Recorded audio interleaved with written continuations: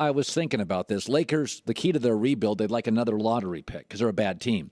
But they have to be one of the 3 worst teams in the league, and I don't think they'll qualify. And one of the teams that may is the Miami Heat. And I said this morning, and I want you can push back on this. We're going to debate on this. This is calling LeBron the GOAT? No. This is why LeBron, to me, big picture is greater than Jordan. This is why.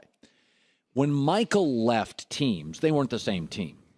But Michael didn't have the influence outside of his gear with other players.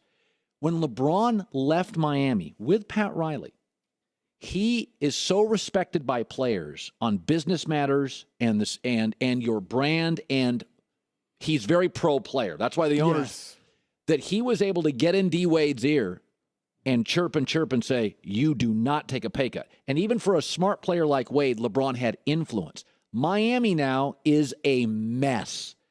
And that rebuild is going to take some time, even with Miami. Michael wasn't going to convince Pippen, wasn't going to convince Kerr, wasn't going to convince.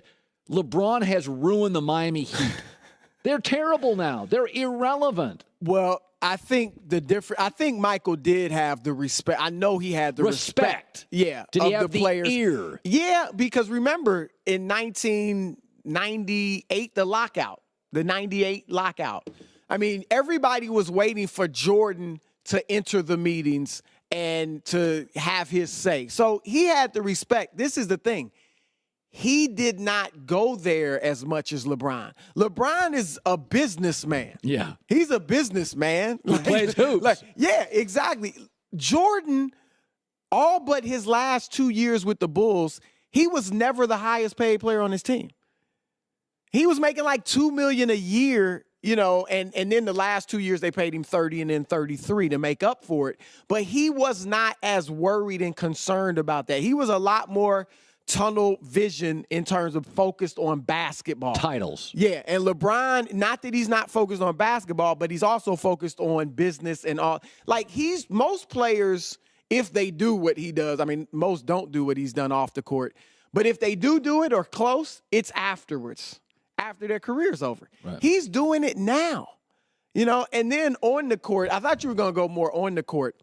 The best argument for those that want to argue LeBron is the greatest of all time or better than Jordan is like what you said. When Jordan left the Bulls, there was a very good the first time, they went from 57 wins to 55. They're very viable. They were still one of the best teams in the league. They were a title contender for 2 years. Yes. And their defense, if you look at the numbers, their defense actually improved. And Jordan is regarded as one of the greatest defensive players of all time, which I think is fair and legit. But their defense improved without him. And so, obviously, you mentioned the Heat when LeBron left Cleveland. The franchises they just collapse. That's the greatest argument for him is that I have not seen a player who could go to any team, like impacts a team that much. If you put LeBron on the Wizards tomorrow, and I get LeBron, John Wall, Bradley Beal, they win the East. And they're a contender to win it all. Hey, put him on Brooklyn, they win the East. Okay, you put Jordan on Washington, they weren't a contender. No, now he was older, to be fair. But he was still good. People say that was a, black mark on his career. No, I think it was actually showed how great he was because he was 40. And he averaged 20.6 rebounds and 4 assists on 44% shooting. Like that, those are legit all-star numbers for really good players. And he was 40 doing that. So I think Jordan is the greatest of all time, but there are arguments you can come up with for LeBron. Now, what LeBron's going to have to do is have the accomplishments that Jordan had. That's what he doesn't have. Right. And he has to win more rings.